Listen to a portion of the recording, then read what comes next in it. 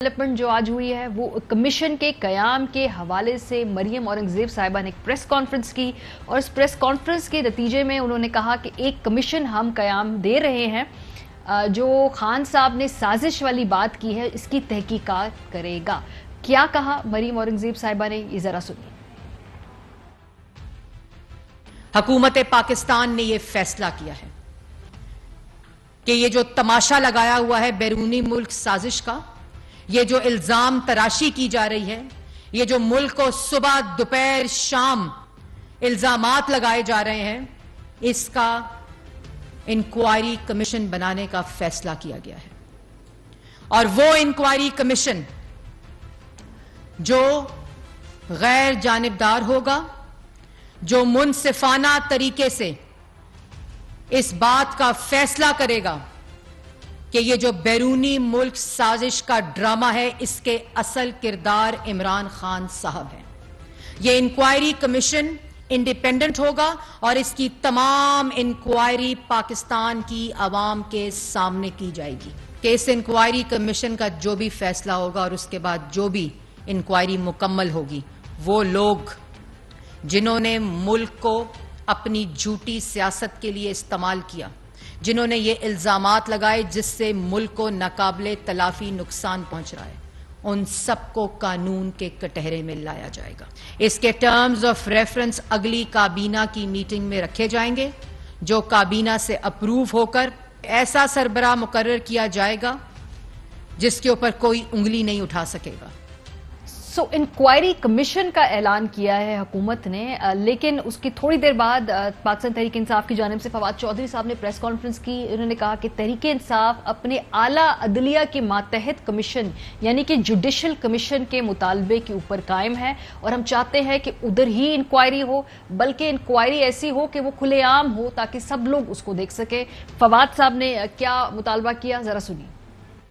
हम पहले ही आपके तहत किसी भी कमीशन को मुस्तरद कर चुके हैं। तहरीक इंसाफ सिर्फ एक ही कमीशन को मानेंगी और वो कमीशन होगा जो आज़ाद अदलिया के तहत इंडिपेंडेंट आज़ाद कमीशन होगा, एक आज़ाद जुडिशल कमीशन होगा और जो ओपन हेयरिंग करेगा। अगर ओपन हेयरिंग होगी उस कमीशन में तो जो तहरीक इंसाफ है उस कमीशन को मानेगी। तो चौधरी साहब, पहले ये बात हुई कि ये लेटर है ही नहीं, फिर हुआ कि लेटर है लेकिन ये किसी और ने नहीं लिखा, हमारे ही किसी अफसर ने लिखा। उसके बाद कहा गया कि इस लेटर के अंदर ऐसी कोई बात ही नहीं की गई हुकूमत हटाने की। फिर बाद में मुख्तलिफ इंटरव्यूज में कुरेद के जब पूछा गया कि क्या इसमें ऐसा जिक्र किया है कि वोट ऑफ नो कॉन्फिडेंस की बात हो, तो उस सवाल से पहलू तही कर ली, उसका जवाब नहीं दिया, तरदीद नहीं की इस बात की। वहां से लेके आज तक इस बात पर आ जाना कि अब एक कमीशन बनेगा, वो जो कि जुडिशल तो नहीं है लेकिन इंक्वायरी कमीशन है, इससे क्या साबित होता है? और फिर ये जो पीटीआई का अपना मुतालबा है कि नहीं, ये एक जुडिशल कमीशन ही बनना चाहिए। इंक्वायरी कमीशन और जुडिशल कमीशन से क्या दोनों में कोई फर्क होगा अगर मुख्तलिफ तरीके से इंक्वायरी हुई तो? जो अदालती कमीशन होता है वो नेसेसरली हाई कोर्ट या सुप्रीम कोर्ट के जजों पर मुश्तमिल होता है या उनकी निगरानी में काम करता है और उनको ही जवाबदेह होता है। जो हुकूमत कोर्ट इंक्वायरी की वो जो एक दफात है उसके तहत जो बनाता है वो हुकूमत का होता है और वो हुकूमत उसकी रिपोर्ट पब्लिक करे ना करे, सिफारिशात माने ना माने। लेकिन अफसोस की बात है कि मरियम औरंगजेब एक मंजी हुई सियासतदान बन गई हैं, दोबारा वजीर इत्तलात बनी है। एक तरफ आप अवामी दबाव पर मजबूर हो गए हैं एक कमीशन बनाने पर, और दूसरा वो जो ड्रामा है, वो जो झूठ है, वो ये है जी, वो बातें करके ये कमीशन, भाई सीधी सी बात करो, या आप कमीशन बना रहे हो या नहीं बना रहे? नहीं, वो तो बना रहे हैं, इंक्वायरी कमीशन बना रहे हैं, कहते हैं काबीना के पास जाएगा, टीओआर वो तय करेंगे, काबीना तय करेगी सारी। काबीना में तमाम सियासी जमातें हैं, वक्त पहले ऑपोजिशन थी, अब हुकूमत में है, तो ये एक जॉइंट मोहतरमा वो दोबारा सुने क्या कह रही हैं, वो झूठ, वो ड्रामा, वो ये, भाई क्या बातें कर रही हो? तो कमीशन किस चीज का है? फाइंडिंग तो आपने पहले ही दे दी है, तो ना करें आप। इस वक्त अब कौम जो है वो खड़ी हो गई है और मैं बार बार कह रहा हूं اور عوام کی جو پاپولر ویو ہے اس کے آگے آپ کھڑے نہیں ہو سکتے. 1 مہینہ آپ نے ضائع کر لیا ہے اور آپ کے پاس کوئی دکھانے کے لیے مہنگائی آسمان کو باتیں کر رہی ہے, اس کا آپ کے پاس کوئی ذکر نہیں ہے. یہ حکومت کیوں آئی ہے اس کا کوئی جواز نہیں ہے. وہ حکومت کیوں گئی ہے ان کا یہ ہے کہ غیر ملکی سازش کے ذریعے آئی ہے.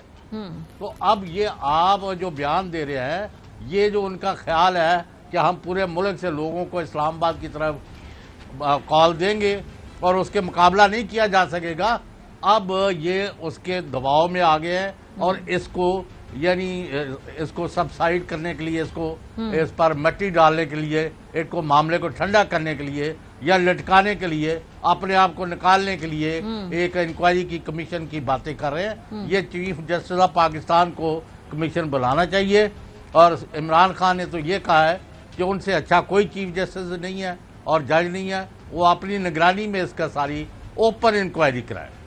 صابر صاحب, اب یہ انکوائری کمیشن جب بنے گا پھر ٹی او آر کابینہ طے کرے گی, اس سے اگر یہ تحقیقات ہوں گی تو کیا اس سے یہ معاملہ ٹھنڈا ہوگا یا یہ اس کو لٹکانے کی کوشش کی جا رہی ہے, یا اس دوران ایک کاؤنٹر بیانیہ جو ہے وہ ترتیب دے دیا جائے گا؟ کیونکہ آبویسلی اس وقت ایک کاؤنٹر بیانیے کی حکومتی اتحاد کی جانب سے بڑا واضح فقدان نظر آ رہا ہے اور وہ ایڈمٹ بھی کرتے ہیں اس بات کو کہ جی ہم سے جوابی بیانیہ بن نہیں پا رہا ہے اس وقت.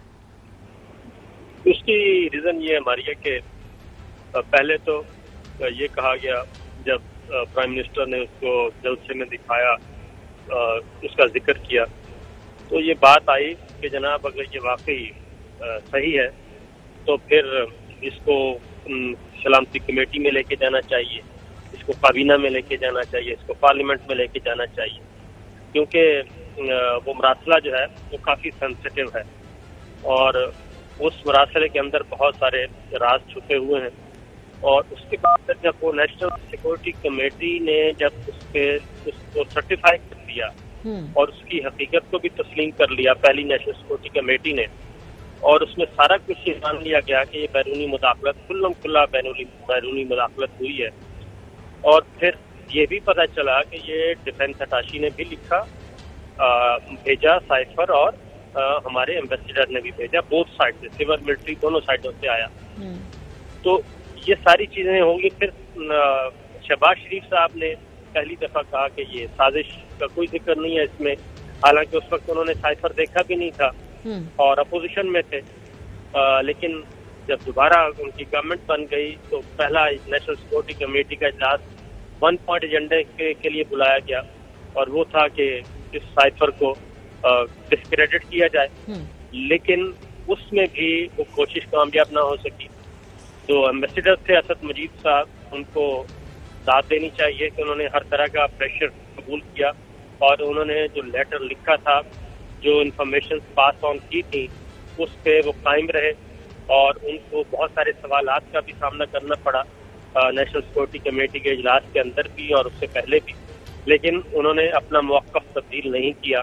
اور پھر یہ بھی ہوا کہ ان سے کوئی پریس کانفرنس کروا دیں یا کسی ٹاک شو میں ان کو اپیئر کر دیں, اس پہ بھی وہ راضی نہیں ہوئے. پھر یہ کہا گیا, پوری کمپین چلائی گئی کہ یہ خط جعلی ہے, اس کی حقیقت کوئی نہیں ہے. اس کے باوجود کہ نیشنل سیکورٹی کمیٹی سرٹیفائی کر چکی ہے اس کو. یہ پروسیس کیری آن تھا. پھر پرائم منسٹر عمران خان نے اس وقت جنرل طارق خان کو گورنمنٹ نے کہا کہ جی آپ کو ہم بنانا چاہتے ہیں.